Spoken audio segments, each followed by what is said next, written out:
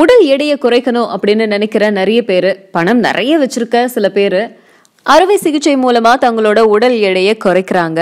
ஆனா அந்த உடல் எடையை அறுவை சிகிச்சை மூலமா குறைச்சதுக்கு அப்புறம் என்னென்ன பாதிப்புகள் வரும், உண்மையிலேயே பாதிப்புகள் இருக்கா இல்லையா அப்படிங்கறது அவங்களுக்கு தெரியாது. அதை பத்தின வீடியோ தான் இது. இரைப்பை பைபாஸ் நோயாளிகளுக்கு இதய செயலிழப்பு ஏற்படுறதுக்கான வாய்ப்பு ரொம்ப குறைவு. ஏன்னா இவங்க 10 கிலோ எடைய அறுவை சிகிச்சை செய்யாமலேயே இழக்கிறாங்க.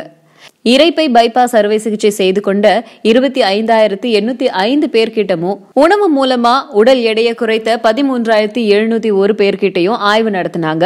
இதுல அறுவை சிகிச்சை செய்து கொண்ட 46 பேருக்கு இதய செயலிழப்பு அப்படிங்கிறது ஏற்படல அப்படிங்கிறது தெரிய வந்திருக்கு. அறுவை சிகிச்சை செய்து கொள்றவங்க சராசரியா 18.8 கிலோ எடையை குறைக்கிறாங்க அப்படிங்கறதும் தெரிய வந்திருக்கு. உடல் பருமன் இதய செயலிழப்புக்கு வழிவகுக்குது.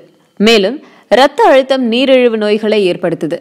ஆனா இதற்கான அறுவை சிகிச்சை செய்து கொள்வதன் மூலமா நோய்கள் வராம தடுக்க முடியும்.